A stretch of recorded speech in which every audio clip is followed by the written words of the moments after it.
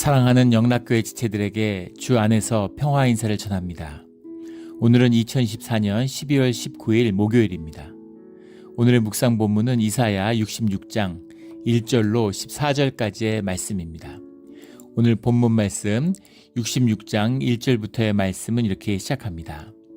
여호와께서 이와 같이 말씀하시되 하늘은 나의 보좌요 땅은 나의 발판이니 너희가 나를 위하여 무슨 집을 지으랴 내가 안식할 처소가 어디랴. 우리 이 남은 자의 역사에 대한 마지막 종교와 이제 신앙의 변론을 63, 64장에서 듣고 65장에서 이제 주님이 결론을 내주셨죠. 그리고 마지막 이제 종교의 심판과 그리고 남은 자의 구원, 새 예루살렘의 역사의 시작, 그것이 이제 66장의 이사야 전체의 결론입니다. 이 결론은 성경의 결론이기도 하죠.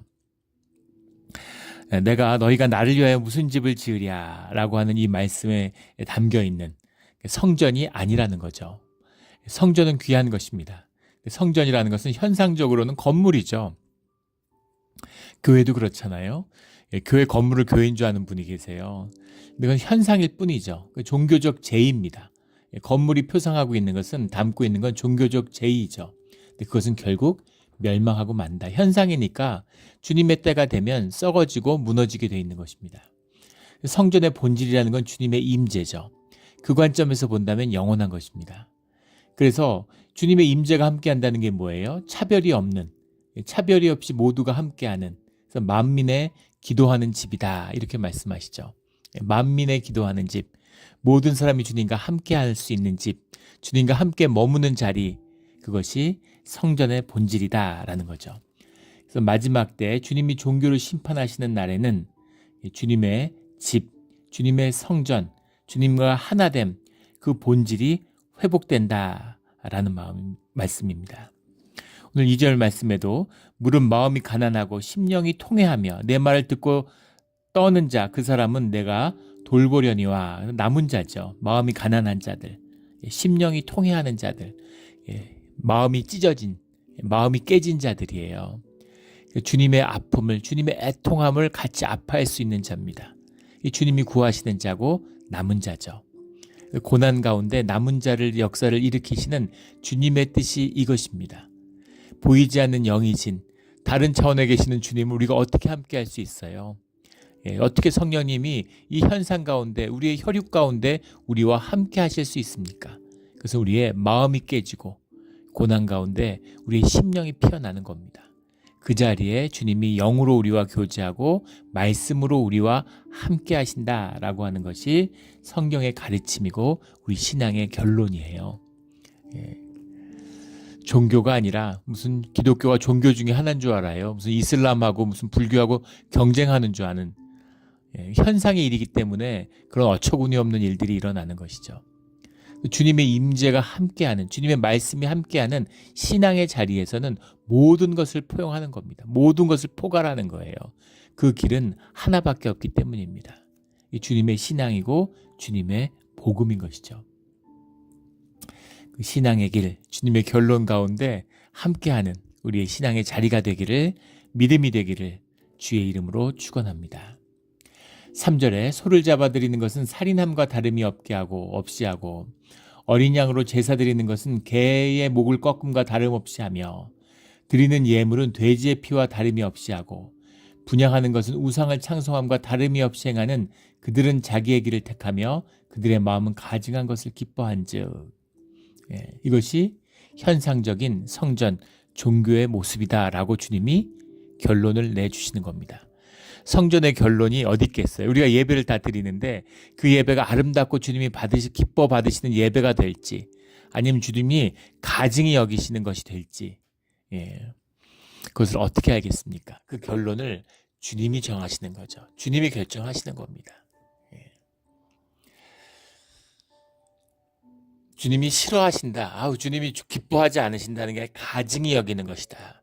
혐오하고 이건 도저히 용납할 수 없는 것이다. 이렇게 주님이 말씀하시는 거예요. 소를 잡아드리는 게 그런 그 분향 제사의 핵심이잖아요. 그런데 살인함과 다름이 없고, 소 잡아드리는 것은 살인이고 완전히 주님이 도저히 용납할 수 없는 일이죠. 어린 양을 도살하는 것이 개도살과 같고, 개라는 거는 뭐 동서고금을 막론하고 뭐 현대는 달라졌지만 개를 좋게 보는 문화는 없죠. 개에 대한 온갖 나쁜 얘기들이 많잖아요. 예, 개라는 것은 떠돌죠. 우리 어렸을 때도 시골에 가면 지금 개하고는 다르죠. 예, 동네 들개들이 이렇게 돌아다녀요. 그래서 아무거나 먹고 똥개라 그러잖아요. 똥을 먹는 겁니다. 예, 그리고 이제 이 시대에는 시체를 먹는 거예요. 그래서 개는 이제 불결함의 상징 같은 표상 같은 그런 존재죠. 예물을 대신해서 예물은 돼지의 피와 다름이 없고 분향은 우상 창송과 다를 것이 없다.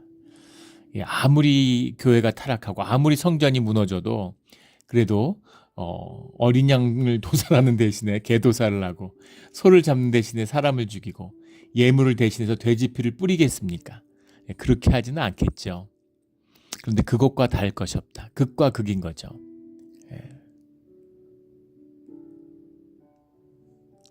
이거라는 겁니다. 우리 어제도 나눴죠. 그제 나눴나요? 우리 기독교가 역사상 가장 아름다운 성전을 짓고 가장 거대한 성전을 짓고 가장 웅장하고 아름다운 찬양대를 만들었던 때가 16세기였다고. 그 16세기가 기독교에서 가장 어두운 시대입니다. 가장 타락했던 시대예요. 그런 걸 생각해 보시면 되겠죠. 본질을 얘기하시는 겁니다. 너희가 뭐 분양한다고 예물 드린다고 온갖 걸 가져오는데 돼지 피를 뿌리는 거하고 다를 게 없어. 이런 거죠. 너희 가운데 가난한 자와 고아와 과부를 돌보지 않으면서 너희가 거짓으로 남의 재물을 약탈하면서 그러면서 무슨 예물을 가져오느냐 이런 말씀인 겁니다. 주님의 말씀대로 살려는 주님의 말씀에 귀를 기울이지 않으면서 너희가 종교의 교리를 세워서 사람들을 억압하면서 종교가 인간을 억압하잖아요. 이 사람이 하나님이 제일 싫어하는 짓을 종교가 하는 겁니다. 종교의 더 큰 죄는 하나님을 믿는 사람들을 하나님과 만나지 못하게 막는 것이죠. 그리고 하나님을 속이고 하나님의 이름을 더럽힌다는 데 있는 겁니다. 그래서 용서받을 수 없는 가증한 것이라고 주님이 말씀하시는 거죠. 가증한 것이다. 4절에 보면 오직 나의 목전에서 악을 행하며 내가 기뻐하지 아니하는 것을 택하였음이라. 종교인들도 알죠. 주님이 원하시는 게 뭔지를. 근데 그걸 할 생각이 없는 거죠. 왜냐면 내 삶의 주인이 나고 내가 컨트롤해야 되니까. 내 좋을 대로 하는 겁니다. 우리 인생이 그렇죠. 주님도 있었으면 좋겠지만 내 힘으로 안 되니까 주님이 좀 도와줬으면 좋겠어. 그런데 기본적으로 내 삶은 내 거야. 이런 게 깔려 있는 거죠. 그래서 내 마음대로 하고 내가 할 수 있을 때는 주님은 어디 갔는지 찾지 않는 겁니다. 주님을 나의 종으로 삼으려고 하는 인간들이 원하는 건 그 지니 같은 알라딘의 램프에 나오는 내가 필요할 때 불러내서 힘만 쓰는 그런 걸 원하는 거죠. 주님이 그것을 가증히 여긴다 이렇게 말씀하시는 겁니다. 5절에 그 주님의 말씀하시는 그의 말씀을 들을지어다. 말씀을 들어라. 말씀을 들으라고 하는 것은 성경 공부하라는 얘기가 아니죠. 뭐 성경 요절 암송하라는 얘기가 아닙니다. 교리 공부하라는 게 아니죠.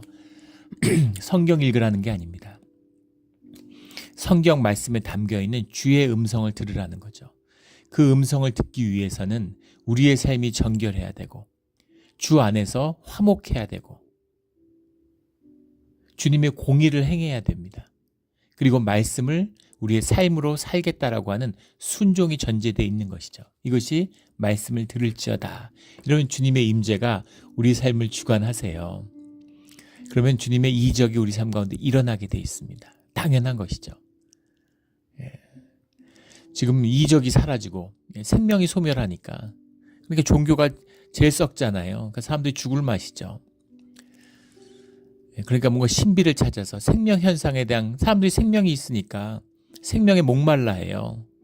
근데 교회가 타락하니까 뭐 전부 무슨 무당들 뭐 이런 거 따라다니고 무슨 무당들이 무슨 지혜자인 것처럼 활개치는 그런 세상이 됐습니다. 참 요즘에는 예전엔 박수무당이라고 그랬는데 박수라고 그랬는데 요즘엔 다 법사라고 그래요. 법사라고 하는 것은 원래 굉장히 이제 좋은 의미가 담겨 불교에서 나온 거잖아요. 세속의 이제 제가의 제자들, 불법을 행하는 제자들, 전하는 제자들을 이제 법사라고 그랬는데 요즘엔 무당을 지칭하는, 남자 무당을 지칭하는 그런 용어로 타락했죠. 예. 그래서 좀 어처구니 없는 세상입니다. 이런 거죠. 예. 사람들이 신비를 쫓는 거죠. 이적에 목마른 겁니다. 현상에서 숨을 쉴 수가 없으니까, 목마르니까. 생명의 그 우물이 닫혔기 때문이에요. 이것을 여는 유일한 길, 그것을 여는 유일한 생명의 길로 주님 우리에게 허락하신 것이 우리 교회의 예배입니다. 교회를 이루어야 되고 예배를 드려야 되는 거예요. 그 가운데 주님의 임재를 만나고 생명수가 터져 나와야 되는 겁니다. 그래야 사람이 살 수가 있어요. 세상이 살만하게 되는 겁니다. 그게 없으니까 정말 세상이 지옥이고 점점 악이 흥왕하는, 점점 빛을 잃고 세상이 어두워지는 그런 세상을 살고 있는 것이죠. 그 우크라이나 러시아 전쟁을 보세요. 3년째 싸우고 있는데 러시아 민족이, 슬라브 민족의 기원이 키예프 공국입니다. 지금의 우크라이나 지역이에요. 그리고 한 사람을 놓고서 그 사람이 우크라이나 사람인지 러시아 사람인지 구분 못하죠. 물론 우크라이나 사람은 러시아 사람들, 우크라이나 사람들끼리 모여있고 러시아 사람들끼리 모여있으면 뭐 차이가 좀 있다고는 하는데 그 사람들끼리는 알아볼 수 있을지 몰라도 우리는 못 알아봅니다. 그런데 서로 원수가 지어가지고 이렇게 싸우고 뭐 백수십만 명의 사상자가 났다는데 젊은 청년들이잖아요. 어떻게 이럴 수가 있습니까? 그런데 다 무기 대주고 막 싸움을 막 이렇게 종용하고, 북한은 또 거기에 청년들을 보내가지고 무슨 이해가 있다고 거기다 군인을 보내가지고 북한 군인들 죽고 노예죠. 완전히 사람 그냥 목숨을 팔아먹은 거잖아요.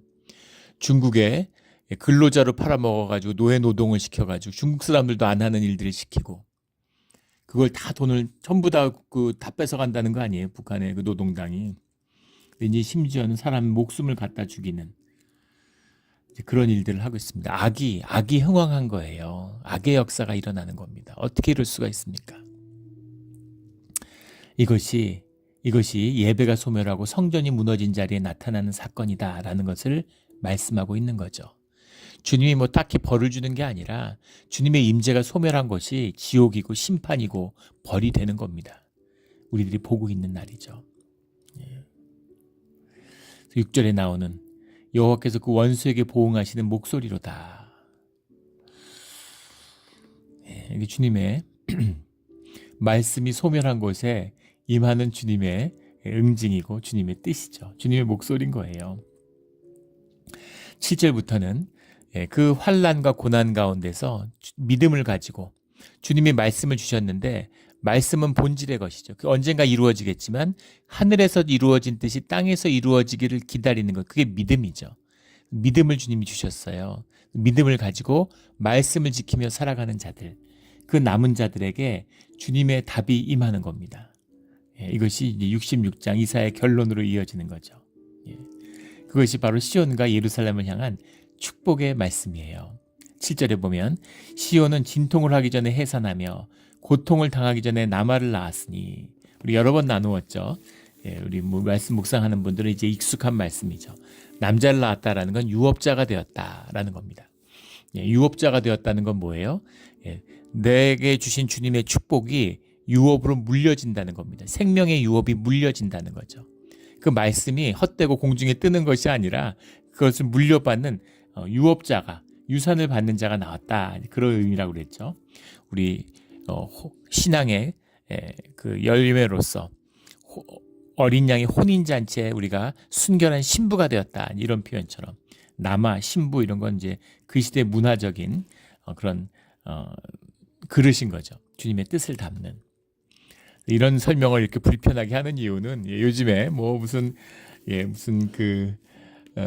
페미니즘 뭐 이런 게 이렇게 나오면서 모든 걸 막 공격하는 시대의 문화일 뿐이에요. 예전에는 우리 불과 저희 어렸을 때도 그랬습니다. 20, 30년 전에 드라마 같은 거보다 그런 거 많았죠. 외모를 칭찬하는, 여성의 외모를 칭찬하는 일들이 뭐 칭찬같이 이렇게 얘기했어요. 근데 지금은 외모에 대해서 언급하는 것 자체가 성차별이나 성폭력으로 인식되죠. 예. 심지어 시선도. 예. 그러니까 어떠한 터치도 어떠한 시선도 있어서는 안 돼요. 문화입니다. 예. 문화일 뿐이, 문화는 자꾸 바뀌죠. 예. 예전에는 허그하고 막 서로 볼을 비비고 뭐 이런 문화가 서양에 있었는데, 서양에서도 악수하다가 이제는 이제 서로 이제 대면 인사하는 문화로 바뀌잖아요. 근데 사람들의 친밀감이 점점 떨어지고 삶의 연합이 점점 약해지는 것이죠. 그런 역사일 뿐인 거예요. 예. 그래서 아들을 낳았다라는 것은 예, 또 진통하기 전에 많은 고난과 아픔 속에서 남은 자들이 나오고 유업자들이 나오는데, 고통을 당하기 전에 유업자들이 태어난다는 거죠. 8절에 보면 시온은 진통하는 즉시 그 아들을 순산하였도다. 예, 그냥 우리 큰애를 낳을 때 애들 엄마가 23시간을 이제 진통을 해서 큰애를 낳았습니다. 야, 근데 그때 정말 너무 힘들었어요. 예. 그 진통 없이 애를 낳는다는 건, 이게 이 시대에는 2500년 전에 한번 생각해 보세요. 예, 큰 축복인 것이죠. 예, 그래서 큰 진통 없이 주님이 주시는 유업을 얻는 자들이 나왔다라는 겁니다. 그 주님이 선물하시는, 주님이 주신 선물의 결론이 뭐냐 하는 것이 이제 10절부터 나오는 주님이 주신 축복이죠. 10절부터 14절까지 새 예루살렘에 대한 말씀이 나옵니다. 10절에 예루살렘을 사랑하는 자들이여 다 그 성읍과 함께 기뻐하라. 그 성읍과 함께 즐거워하라. 그 성을 위하여 슬퍼하는 자들이여 다 그 성의 기쁨으로 말미암아 그 성과 함께 기뻐하라. 예루살렘을 그리워하며 바벨론의 강가에서 울었던 자들, 가슴 아파하던 자들, 예루살렘의 회복을 위해서 돌아오던 자들, 그런 자들이여 그 성읍과 함께 기뻐하라는 겁니다. 그게 지리상에, 우리 현상에 있는 예루살렘을 얘기하는 것이 아니죠. 예루살렘이 회복된다. 예루살렘의 의미가 뭐예요? 주님께 예배하는 곳입니다. 그 예배 가운데 주님이 함께하는 것이에요. 주님과 하나됨을 이룬 예배하는 자리, 예배하는 곳, 그것이 예루살렘이고 그것이 성전이고 그것이 교회인 것입니다. 그것을 주님이 주시니까 그 예루살렘에서 다 기뻐하라는 거예요. 진정한 예배가 땅에서 드려지면 주님의 축복이 이 땅에 임합니다. 11절에 너희가 젖을 빻는 것 같이 그 위로하는 품에서 만족하겠고 젖을 넉넉히 빻은 것 같이 그 영광의 풍성함으로 말미암아 즐거워하리라. 그래서 그 기쁨이 가득하다는 겁니다. 그 영적인 기쁨이 젖을 빻는 것 같이 기뻐한다는 거예요. 그래서 그것을 기뻐하는 생명이죠. 생명이 왕성하면, 음식을 먹으면 그 음식이 주는 기쁨이 넘치는 거예요. 근데 건강이 안 좋고 음식도 제대로 못 먹고 뭐 아니면 스트레스를 많이 받고 뭐 음식을 먹어도 맛이 없고 뭐 먹어봐야 아무리 좋지도 않고, 우리 조건과 환경이 좋다고 우리가 기쁨을 누리지 않아요. 세상에 쏘가가지고 뭔가 좋은 게 있으면 좋을 것 같지만 그렇지 않습니다. 모든 기쁨의 원천은 사실은 생명이죠. 마약도 마찬가지죠. 마약이 엄청난 기쁨을 주는 것처럼 그걸 느끼니까 마약이 주나요? 마약은 진짜 마귀가 만든 마귀의 역사인 것 같아요. 마약은 우리 뇌를, 우리의 신경물질을 속이는 겁니다. 신경세계를 속일 뿐만 아니라 그것으로 인해 파괴시켜요. 뭐 노르, 아드레날린, 뭐 무슨 뭐 도파민, 뭐 세로토닌, 이런 게 다 우리 몸에 원래 있는 거잖아요. 우리 몸에서 분비하는 거예요. 예. 세로토닌 이런 게 뇌에서 나오는 게 아니죠. 예. 우리 대장에서 나옵니다. 몸에서 나와요. 네, 물론 그걸 나오게 하도록 조절하고 통제하는 것은 뇌죠. 근데 뇌를 속이는 거예요, 마약은.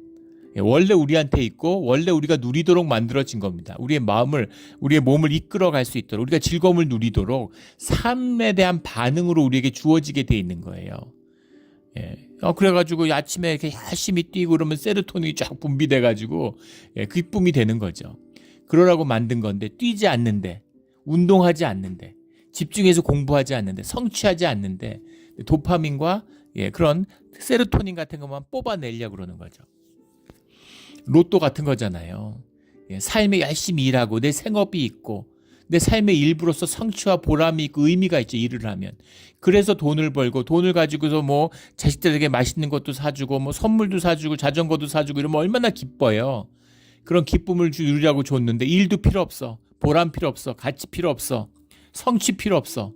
돈만 있으면 돼. 돈만 있으면 즐거움이야. 이거잖아요. 이게 세상의 거짓이죠. 예.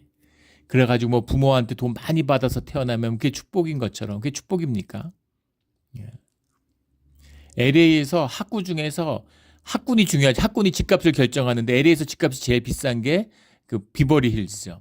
근데 재밌는 건 비버리 힐즈가 학군이 나쁘다는 거예요. 학군이 나쁘다는 의미가 뭡니까? 거기서 공부하는 애들이 학교를 잘 못 간다는 거예요. 공부를 못 한다는 겁니다. 그러면 제일 잘 사는데 왜 제일 공부를 못 할까요? 예, 그게 구부러진 U자 곡선이라고 교육학에 나오는 거잖아요. 너무 가난해도 공부를 못 해요. 돈을 집에 부모들이 돈을 잘 벌면 애들 공부시키고 뭐 책 사주고 이러니까 애들이 공부 성적이 올라가요. 그런데 돈을 너무 많이 벌면 다시 소득이 어느 정도 수준 넘어가면 점점 아이들이 공부를 못 하게 되는 거죠. 동기가 상실되는 겁니다.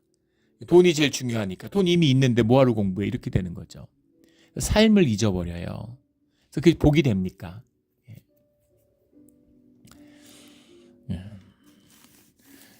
저희 큰애도 사립대학을 다녔잖아요. 근데 거기 학교에 있으면서 걔가 이제 장학금을 받고서 이렇게 뭐 기숙사 관리하는 그런 일을 했는데 아르바이트로 장학금의 대가로 사감을 도와주는 일 같은 거죠. 근데 그 기숙사에 있는 애들이 보면서 애들이 두 가지밖에 없다는 거예요. 파티하는 거 하고 그다음에 마약하는 거 하고. 그래서 애들이 삶이 다 파괴되는 거죠. 금년은 더 넘어 작년 한 해도 10몇만 명이 마약 오버도스로 죽었습니다. 우리는 뭐 이렇게 뭐 필라델피아 이런데 무슨 뭐 좀비 거리, 뭐 샌프란시스코 이런 걸 생각하지만 마약으로 오버도스로 죽은 사람의 평균 연령이 21세예요. 다 애들이 대학생 때 이런 애들이 마약하다 쇼크로 죽는 겁니다. 비극이죠. 비극이에요. 이런 비극적인 사회를 살고 있는데도 다 가난하다고 돈이 없다고 미국이 세상에서 제일 잘 사는데 미국도 세상을 속이는 거죠. 달러 찍어내서 달러의 절반 이상이 해외에 있잖아요. 자기가 누려야 될 거에 2배 이상을 누리고 사는 거예요. 미국이 군사비 많이 투자한다고 그러지만 그게 가장 저렴한 투자라는 거죠. 가장 가성비가 뛰어난 달러 패권을 지켜야 되니까.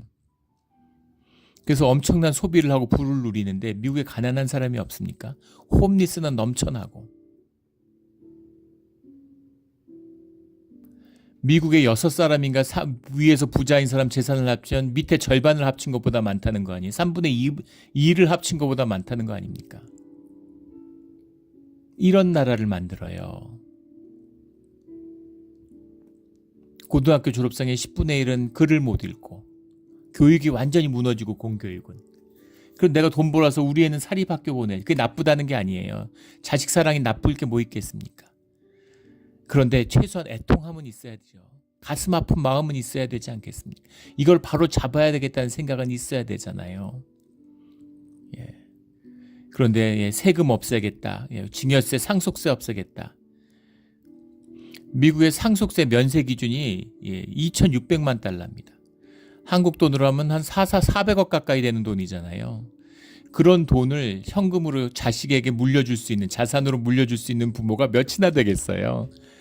근데 그 사람들의 세금을 없애주는 것이 가장 정치의 중요한 목적이 되고 있는 거죠. 이게 우리가 살고 있는 미국입니다. 더 가슴 아픈 얘기는 그래도 미국이 양반이에요. 아프리카나 아시아나 뭐 이런데 독재 국가들 보세요. 남미나 중남미 이런데. 이 애통함을 풀어낼 수 있는, 이 비극을 풀어낼 수 있는, 여기에 소망이 될 수 있는 유일한 희망, 이것이 바로 예루살렘을 회복하는 것이고 성전이 회복되는 것이고 예배가 회복되는 것이다 라는 거예요. 이것이 천천히 흐르는 실로와의 물의 구원의 비밀입니다. 그 예배의 회복. 오늘 본문에 보면 예루살렘을 어머니에 비유하고 있죠. 우리 인생도 그렇죠. 인생의 모든 문제는 어머니에게서 비롯됐다. 뭐 이런 얘기들을 하죠. 최근에 세계 의료기구인가요? 유엔 산하의 보건기구 거기서 발표한 그 통계를 보고 저도 굉장히 그것도 참 가슴 아픈 얘기예요. 가슴 아픈 얘기가 많습니까? 그 암에 대한 한 50여 년간 암에 대한 통계를 쭉 내왔는데 왜 암이 아니라 치매에 대한 통계를 쭉 내왔는데 치매 환자들은 왜 치매를 걸릴까? 치매의 그 정확한 메커니즘을 이해 못하기 때문에 그 사람들을 이제 이해하기 위해서 통계를 내는 거죠. 데이터를 이제 축적하는 겁니다. 그래야 어디에 자원을 집중해서 뭘 연구해야 되는 걸 알 수 있으니까. 지금 치매 못 고치죠. 근데 가장 큰 이유는 어렸을 때 방치된 아이들, 부모의 사랑을 못 받은 아이들, 미취학, 취학 전에 그때 방치된 아이들이 치매에 걸릴 확률, 어른이 되고 노인이 되어서 치매 걸릴 확률이 높다는 거예요. 어머니의 사랑을 받지 못한 어린아이들. 어머니의 사랑을 받지 못한 것도 서러운데 근데 나이 들어서 치매를 걸린다는 게 얼마나 가슴 아픈 이야기입니까? 근데 어머니가 예루살렘인 거죠. 예루살렘을 잊어버렸기 때문에 또 예루살렘 자꾸 얘기하면 무슨 백투 예루살렘 이런 식으로 그 회당 유대교들이 하는 공공외교라고 해서 그 이야기를 미국에 퍼뜨렸는데 세대주의 이런 거하고 결합해가지고 무슨 그게 복음인 것처럼 이런 어처구니 없는 또 이야기를 하는 사람들이 지금 미국의 복음주의에 넘쳐납니다. 참 비극적이죠. 어떻게 그렇게 비참할 수가 있을까? 그런 얘기가 아니, 지리적인 얘기가 아니죠. 성경을 안 읽습니까? 성경의 말씀이잖아요. 주님이 예루살렘을 패했어요. 주님이 예루살렘을 무너뜨리는데 예루살렘을 회복할 수 있는 분은 주님밖에 없습니다. 지금 팔레스타인에는 예루살렘으로 돌아가라는 얘기예요? 아니잖아요. 주님과 하나됨을 이루라는 거죠.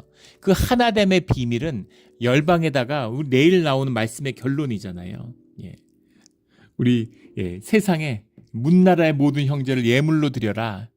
성전을 회복하고 예배를 회복해서 만민의 기도하는 집을 세워라. 왕과 같은 제사장으로 너희가 세움을 받아야 된다. 그 축복과의 말씀과 주님의 소명을 주시는 거잖아요. 그것을 이루어야 된다라는 말씀입니다. 그래서 어머니가 자식을 위로함 같이 너희가 예루살렘에서 위로를 받으리니 하는 이 말씀이죠. 예루살렘은 어머니다라는 겁니다. 예루살렘이 본향이다라는 건 잠언 27장에도 나오는 말씀이고 또 신약의 히브리서 11장에도 나오는 말씀입니다. 또 베드로전서 2장에 보면 신령한 젖이 있다. 이 영적인 축복, 예배의 의미를 말씀, 주님과 하나됨의 비밀을 말하는 것, 다 비유적인 표현이죠. 모든 갈증을 해소하는 생명의 강이 있다. 이 시편의 73편, 계시록의 22장의 12절에도 나오는 1절, 2절에 나오는 그런 말씀이죠. 그런 말씀들. 주님이 함께하는 예루살렘의 비밀, 그걸 주님이 예루살렘을 무너뜨려야 된다, 예루살렘을 망하게 하겠다라는 말씀으로 시작하셨는데 예루살렘, 진짜 예루살렘, 본질의 예루살렘을 회복하겠다라는 말씀으로 결론을 내고 있는 겁니다. 에덴 동산을 만들었는데 그거를 망쳐놨죠, 우리가. 그런데 주님이 새로운 새 아담을 만들어서 새 에덴을, 새 예루살렘을 회복시키겠다라고 말씀하시는 겁니다. 주님이 하겠다라고 말씀하시는 건 하겠다가 미래형이 아니죠. 만들었다라고 되어 있어요. 원시제에는. 너희가 위로를 받았다 이렇게 말씀. 왜냐하면 주님 안에서 이미 성취된 역사이기 때문입니다. 그 성취된 역사가 우리의 현상 가운데 임해서 이 차원이 무너져서 한 차원으로 주님을 영접하는 그런 때가 온다라고 말씀하시는 거죠.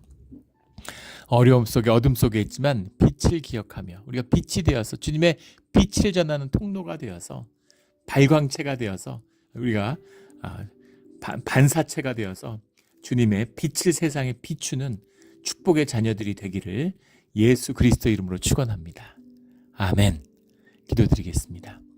하나님 아버지 감사합니다. 오늘 귀한 말씀, 우리 이사야 66장의 말씀을 주시니 감사합니다. 우리 안에서 종교와 신앙이 하나가 돼서 어디까지가 종교이고 어디까지가 신앙인지를 알지 못하겠습니다. 하지만 주님이 임하실 때에는 우리의 종교가, 우리의 신앙이 분명히 갈라지는 때가 온다는 것을 말씀하여 주시니 감사합니다. 그때 신앙을 붙잡고 믿음을 붙잡고 말씀을 붙잡고 주님을 붙잡는 우리가 되게 하여 주시옵소서. 감사하며 예수 그리스도 이름으로 기도드렸습니다. 아멘.